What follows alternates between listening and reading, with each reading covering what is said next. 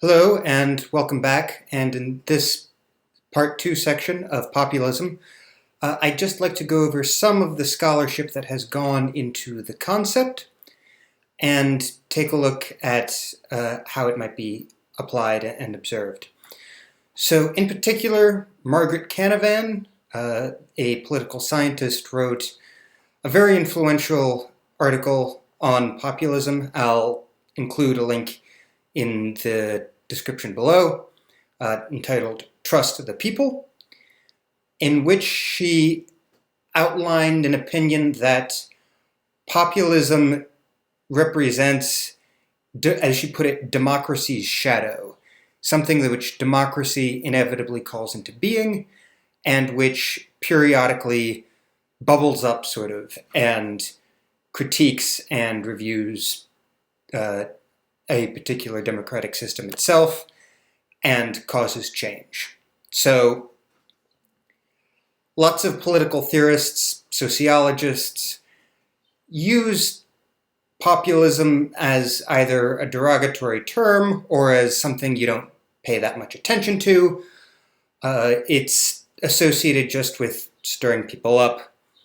And that's how the word is often used in day-to-day speech. A populist is often just a synonym for a demagogue, something that might be a threat, but not something that we take seriously intellectually. But Canovan says that that's not accurate because we use popular sovereignty as a legitimating force.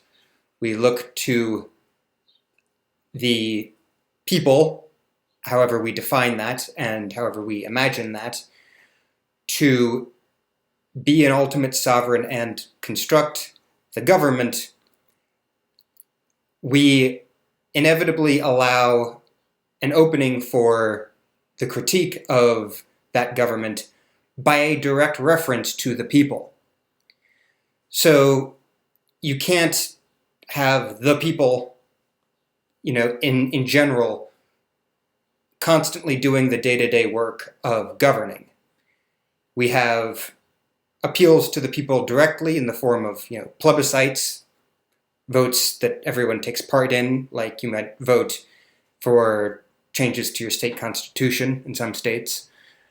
But you cannot run your state, your country, or your city or town the same way mass movements are run, which are also direct appeals to the people.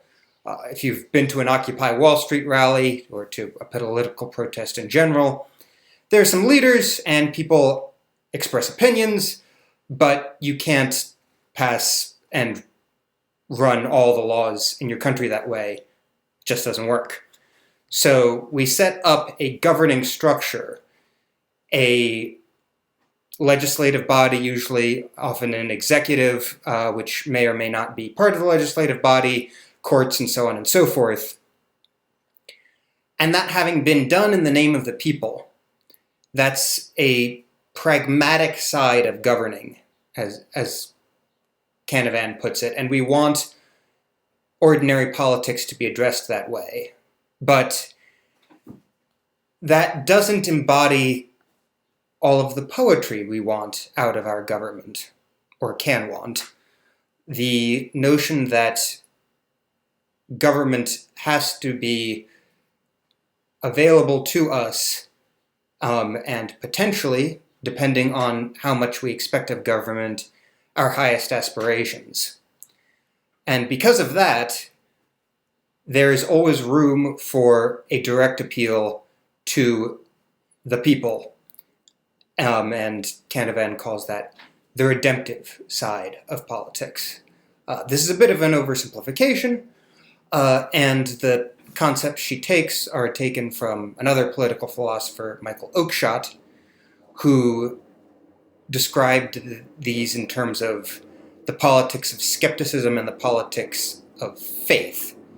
And he saw these forces as skepticism being a more realistic, frankly, look at politics, as opposed to faith, which was unreasonable and irrational.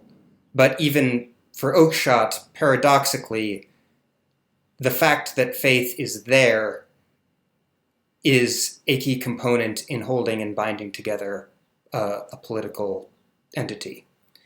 So for populism as a philosophical concept, I do highly recommend Margaret Canovan, Trust the People, and her book on the subject, which is, I believe, entitled The People, and that covers an even wider range of topics, including popular sovereignty.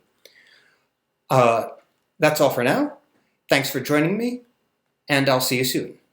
Bye.